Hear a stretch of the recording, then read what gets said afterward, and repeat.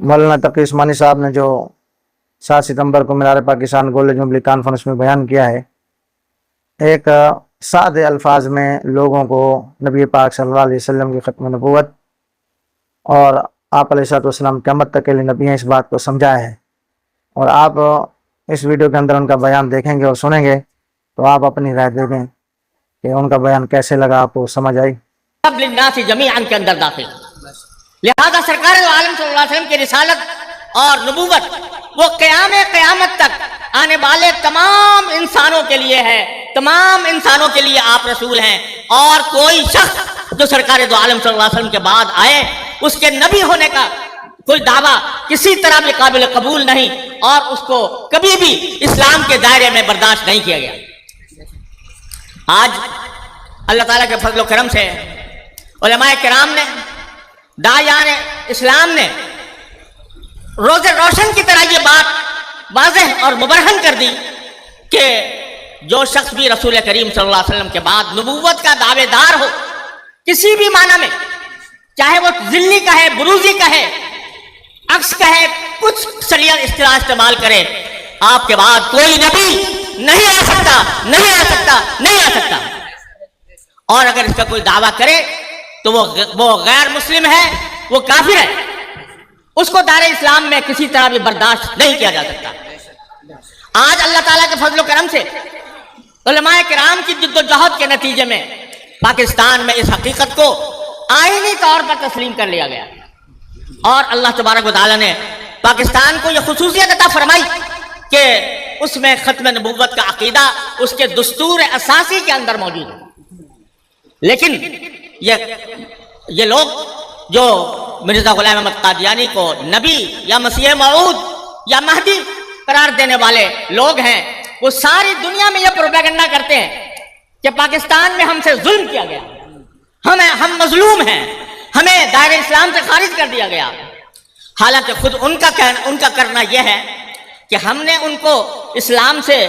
شاید بعد میں متفقہ طور پر خارج کیا، لیکن انہوں نے اپنی نبوت کا آغاز ہی ساری امت مسلمہ کو کافر قرار دے کر کیا، اور یہ کہا کہ جو مرزا غلام احمد قادیانی پر ایمان نہیں لاتا وہ دائرہ اسلام سے خارج ہے۔ انہوں نے سب سے پہلے پوری امت مسلمہ پر کفر کا فتویٰ لگایا، اور کفر کا فتویٰ ہی نہیں بلکہ یہ کہا کہ جو مرزا غلام احمد قادیانی کو نہ مانے، اس کی نبوت کا انکار کرے، وہ کنجریوں کی اولاد ہے۔ کسی کو غیر مسلم کہنا، کسی غیر مسلم کو غیر مسلم کہنا یہ کوئی گالی نہیں ہے، یہ ایک حقیقت کا اظہار ہے، لیکن کنجریوں کی اولاد کہنا ساری امت مسلمہ کو، انڈونیشیا سے لے کر مراکش تک پھیلی ہوئی اسلامی دنیا کو انہوں نے نہ صرف کافر کہا بلکہ کنجریوں کی اولاد قرار دیا۔ تو ظالم وہ ہوئے یا ہم ہوئے؟ مظلوم امت مسلمہ ہے یا وہ تھوڑا چھوٹا سا گروہ ہے؟ امت مسلمہ مظلوم ہے، امت مسلمہ مظلوم ہے۔ ان کے کلیجوں کو سرکار دو عالم صلی اللہ علیہ وسلم کی ناموس پر حملہ کر کے، آپ کے ختم نبوت پر حملہ کر کے چھلنی کیا گیا، اور اس کے نتیجے میں پوری امت مسلمہ ان کے ظلم و ستم کا شکار رہی۔ ان کی سیاسی ہتھ کنڈوں نے نہ جانے کتنے حریت پسند مسلمانوں کے راستے میں کانٹے بچھائے، اور ان کے لیے انہوں نے راستے بند کیے، ان کے راہ میں رکاوٹیں کھڑی کی، روڑے اٹکائے۔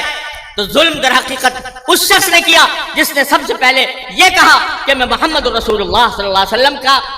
کے بعد نبی بن کر آیا ہوں، بلکہ یہ بکواس کی کہ میں عین محمد رسول اللہ صلی اللہ علیہ وسلم کا مظہر ہوں، العیاذ باللہ۔ تو اللہ تبارک و تعالیٰ کے فضل و کرم سے ہم کسی پر ظلم نہیں کرتے، ہم حق بات کہتے ہیں اور حق بات کا اعلان کرتے ہیں، اور اس میں ہمیں کبھی کوئی شرمندگی نہیں، لیکن ساتھ ہی ہم یہ سمجھتے ہیں کہ بحیثیت ایک مسلمان کے اور بحیثیت شمع نبوت کے پروانے کے، جہاں ہمیں یہ تعلیم دی گئی ہے کہ سرکار دو عالم صلی اللہ علیہ وسلم کے ناموس کے اوپر اپنی جان، مال، آبرو سب کچھ قربان کر دو، وہاں ہمیں یہ بھی تعلیم دی گئی ہے کہ جو لوگ غلط فہمی کی وجہ سے یا کسی کے بہکانے کی وجہ سے بھٹک گئے ہیں، راستے سے بھٹک گئے ہیں، تو ان کو دعوت دینا بھی ہمارا کام ہے۔ ادعو الی سبیل ربک بالحکمۃ والموعظۃ الحسنہ وجادلہم باللتی ہی احسن۔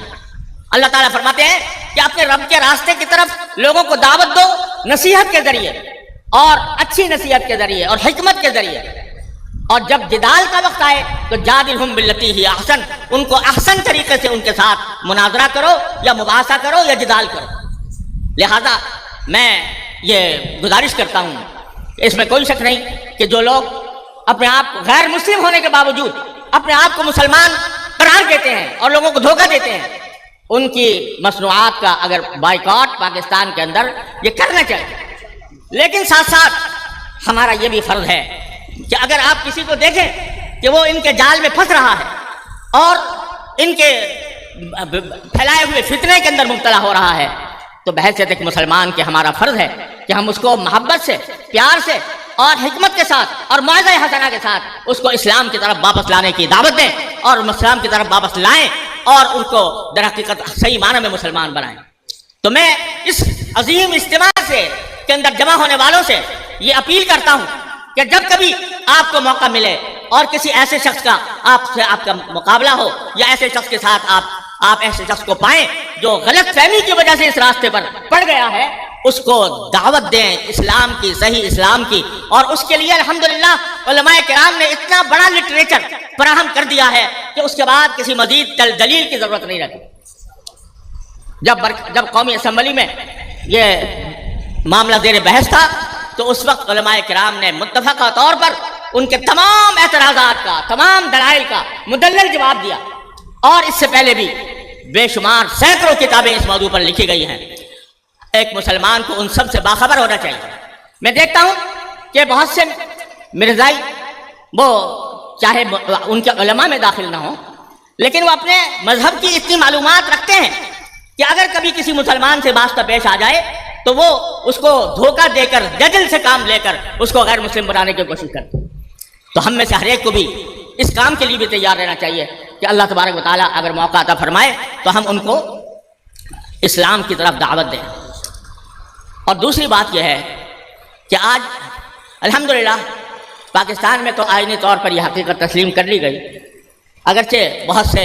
کلیدی مناصب پر اب بھی بہت سے غیر مسلم قادیانی موجود ہیں، لیکن کم از کم آئینی طور پر یہ مسلم، اور یہاں پر لوگوں کو دھوکہ دینے کے مواقع کم ہیں۔